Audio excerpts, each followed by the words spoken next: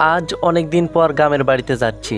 আসলে গ্রাম থেকে পালিয়ে আসার পর দীর্ঘ 12 বছর গ্রামের বাড়িতে যাওয়া হয় না। কেন গ্রাম থেকে পালিয়ে আসলাম সেটা না হয় একটু পরে বলি। কেন জানি না, বাবা মাকে দেখতে খুব ইচ্ছা করছে তাই যাচ্ছি। হয়তো বা মা ও বাবা আমাকে চিনতে পারবে না, কারণ আমি তো আর আগের আমি নেই, অনেকটাই পরিবর্তন হয়ে গেছি। এই যা, আপনাদের তো আমার পরিচয়টা দেওয়া হয়নি। তাহলে চলুন আগে আপনাদের সাথে পরিচয় পর্বটা শেষ করি। আমি হলাম রাজ। এই যা, বাস চলে আসছে। আপনাদের সাথে পরে কথা হবে, আগে বাসে উঠে পড়ি। হুম। তারপর বাসে উঠে সিটে বসে পড়ি।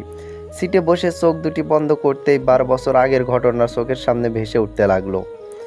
আমি তখন অষ্টম শ্রেণীতে পড়ি। পড়ালেখায় ছিলাম অনেক ভালো। আমি ছিলাম সব শিক্ষকের চোখের মণি। পড়ালেখায় ভালো ছিলাম বলে সবাই আমাকে খুব ভালোবাসতো। একদিন আমি স্কুলে যাওয়ার পথে রিয়া, আমার ক্লাসমেট, আমার পথ আটকায়। এরাজ দাঁড়াও।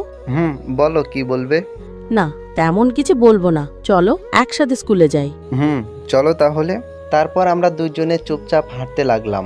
আর আমি এমনিতেও মেয়েদের সাথে বেশি কথা বলি না। ওই, তুমি চুপ করে আছো কেন? তাহলে কি করব? রাজ, তোমাকে না আমার খুব ভালো লাগে। তোমার কথার মানে আমি ঠিক বুঝলাম না। মানেটা হলো আমি তোমাকে ভালোবাসি। হাসছো কেন তুমি? আমি কি কোনো হাসির কথা বলছি নাকি? তা না হলে কি? এই, আমাদের বয়স কত, হ্যাঁ? আর তাছাড়া ভালোবাসা কি তা তো এখনো বুঝি না। মানে? দেখো, এই প্রেম ভালোবাসা বাদ দিয়ে সামনে পরীক্ষা, সেদিকে মন দাও, বুঝলে? এই কথা বলে আমি একা স্কুলে চলে আসি, কিন্তু রিয়া আর আসেনি। তারপর আমি ক্লাস করতে থাকলাম। তখন একজন লোক এসে বলল বাবা নাকি আমাকে তাড়াতাড়ি বাড়িতে যেতে বলেছে। তাই আমি বাড়ির উদ্দেশ্যে রওনা দিলাম। বাড়িতে এসে দেখলাম আমার বাসায় অনেক মানুষ। আমি ভাবলাম হয়তোবা তারা বাবার কাছে আসছে, কারণ আমার বাবা চেয়ারম্যান ছিলেন। তাই আমি সেদিকে খেয়াল না করে সোজা ঘরে ঢুকতে যাব, তখনই দেখি আমাদের বাসায় রিয়া। কি ব্যাপার, রিয়া এখানে কেন? কিছুই বুঝতে পারছি না। সামনে তাকিয়ে দেখি বাবা রাগী দৃষ্টিতে আমার দিকে তাকিয়ে আছে। বাবার এই তাকানো দেখে আমার কিছুটা ভয় পেয়ে গেলাম। তারপর বাবা আমার কাছে এসে আমাকে একটা জোরে চড় মারলেন এবং বলতে লাগলেন, তুই আমার ছেলে হয়ে এত বাজে কাজ করবি ভাবতেও পারিনি আমি। ওই, তোর বয়স কত, হ্যাঁ, যে এমন বাজে চিন্তা তোর মাথায় আসলো কি করে? আমি মুখে হাত দিয়ে দাঁড়িয়ে আছি। বাবা আমাকে লাঠি দিয়ে মারছে আর বলছে, তুই যে আমার ছেলে সেটা এখন আমার বলতে লজ্জা হচ্ছে। আমি কান্না করতে করতে বললাম, বাবা আমি কি করছি যার জন্য তুমি আমাকে এভাবে মারছো? বাবা বলল, এত বড় অপরাধ করে আমাকে জিজ্ঞাসা করা হচ্ছে কি করেছিস? ওই, তুই রিয়াকে কেন বাজে কথা বলেছিস? তারপর আবার ছিছি, আমার আর মুখে আনতে পারছি না। আমি মনে মনে ভাবতেছি, যা বাবা, আমি আবার রিয়াকে কখন বাজে কথা বলছি?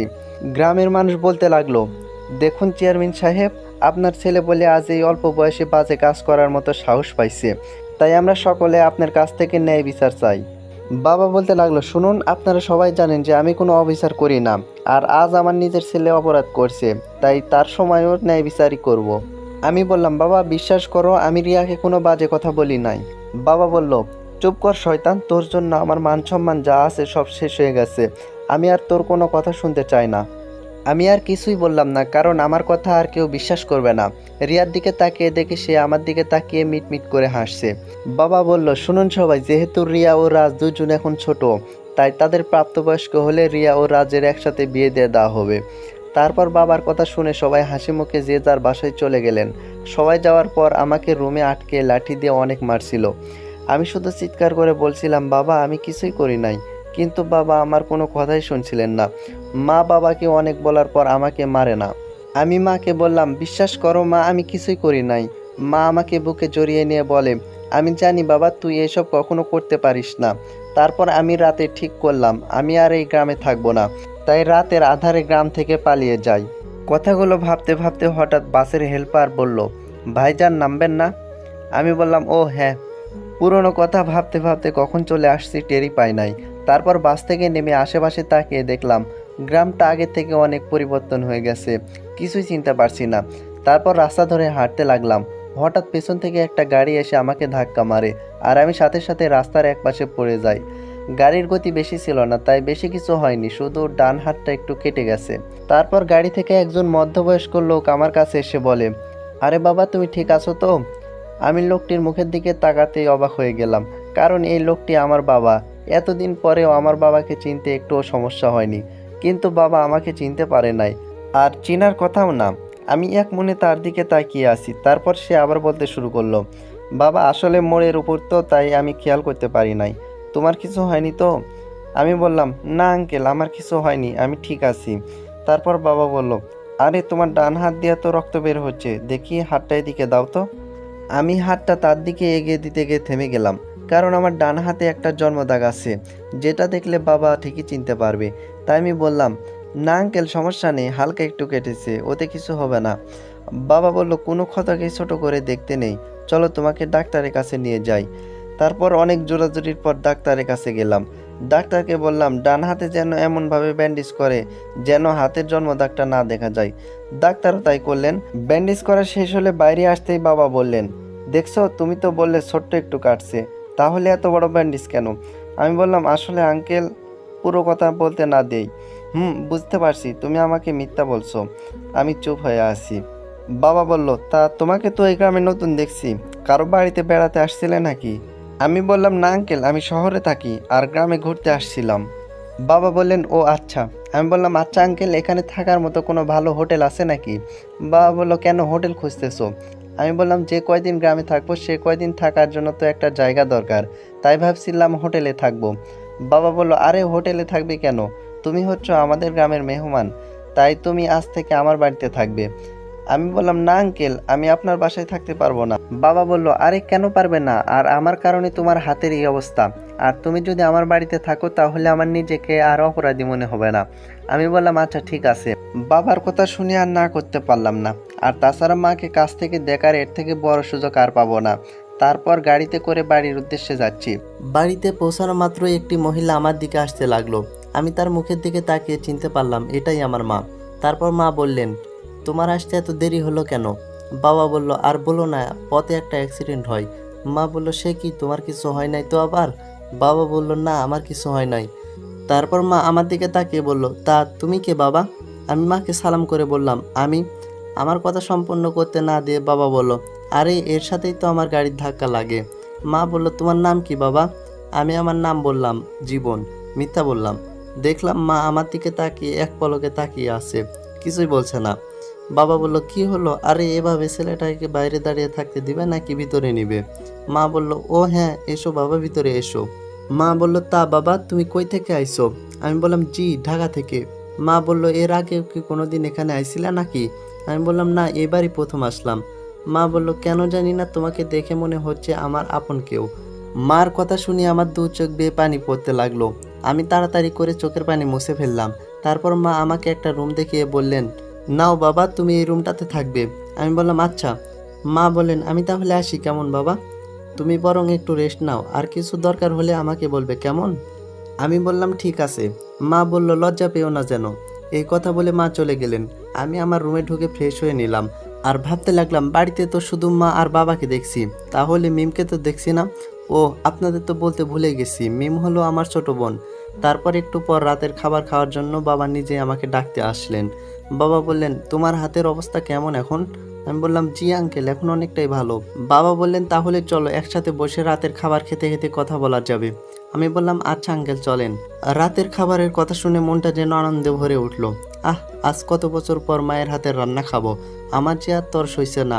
খাবার টেবিলের সামনে গিয়ে আমি তো অবাক। আর অবাক হওয়ার কারণটা হচ্ছে, মা ছাড়া খাবার টেবিলে আরও দুটা মেয়ে বসেছিল, কিন্তু আমি কাউকে চিনতে পারছি না। আমি যেতেই তারা আমার দিকে কেমনভাবে যেন তাকিয়ে আছে। মা বলল, ওহ বাবা, তুমি এসেছো, নাও বসো। তারপর আমি একটা চেয়ার টেনে বসে পড়লাম, আর আমার সামনে চেয়ারে একটা মেয়ে ছিল, কিন্তু আমি চিনতে পারলাম না এই দুইজন কারা। আমি মাথা নিচু করে খাবার খেতে লাগলাম। এমন সময় বাবা বললেন, ও, তোমাকে তো বাড়ির সবার সাথে পরিচয় করে দেওয়া হয় নাই। শোনো বাবা, এ হচ্ছে আমার মেয়ে। আমার সামনে যে মেয়েটা বসেছিল তার পাশের জনকে দেখিয়ে দিলেন। আমি মনে মনে বলতে লাগলাম, বাহ, আমার সেই ছোট্ট আদরের বোনটা আজ কত বড় হয়ে গেছে। এটা যদি মিম হয় তাহলে আমার সামনে যে মেয়েটা বসে আছে সে তাহলে কে? আমার যত দুর্মনি আছে, আমার তো আর কোনো বোন ছিল না, তাহলে এই মেয়েটা কে? খাবার খাচ্ছি, এইসব কথা ভাবছি, তখনই বাবা সে মেয়েটিকে দেখিয়ে দিয়ে বললেন, আর এ হচ্ছে আমার বাড়ির বউ, মানে আমার ছেলের বউ। বাবার কথা শুনে তো আমি অবাক হয়ে গেলাম। এসব কি বলছে বাবা? ছেলের বউ? কিন্তু ছেলে তো একটাই, আর সেটা হচ্ছে আমি। না, কিছুই বুঝতে পারছি না কি বলছে এসব। তারপর আমি আমার ব্যাপারটা বোঝার জন্য বাবাকে জিজ্ঞাসা করলাম, তা আঙ্কেল, আপনার ছেলেকে তো দেখছি না। আমার কথা শুনে দেখলাম সবাই মুখটা কেমন যেন মলিন হয়ে গেছে। তারপর বাবা বললেন, ও নেই। আমি বললাম, ওহ সরি আঙ্কেল। বাবা বললেন, আরে তুমি যেটা ভাবছো সেটা না। আমি বললাম, তাহলে? বাবা বলল, 12 বছর আগে আমার উপর রাগ করে সে চলে গেছে, জানি না আজও সে বেঁচে আছে কি না। মা বলল, না আমার ছেলে মরতে পারে না, আমি জানি বেঁচে আছে, আর একদিন ঠিকই সে আমার কোলে ফিরে আসবে। কাঁদতে কাঁদতে এই কথাগুলো বলতে লাগলো। মার কান্না দেখে মন চাচ্ছে মাকে জড়িয়ে ধরে বলি, মা তোমার মন ঠিকই বলছে, আমি মরিনি, আমি বেঁচে আছি। কিন্তু কিছুই বলতে পারলাম না। মার কান্না দেখে আমার চোখের কোণেও পানি চলে আসলো। আর তখনই আমার সামনে বসা মেয়েটা মন খারাপ করে খাবার টেবিল ছেড়ে চলে গেলেন। তারপর মিম বলতে লাগলো, বাবা তুমিও না কিছু বোঝো না, এসব কথা না বললে কি হতো না? বাবা বলল, কি করবো রে মা, কেন জানি না রাজের কথা আজ খুব মনে পড়ছে। মা বলল, না জানি আমার ছেলেটা আজ কোথায় আছে, কেমন আছে।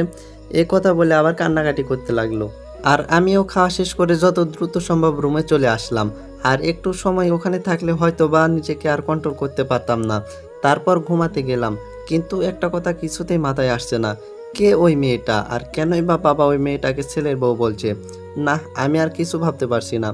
সারাদিন জার্নি করায় শরীরটা ক্লান্ত ছিল, তাই কখন ঘুমিয়ে গেছি কিছুই টের পাইনি।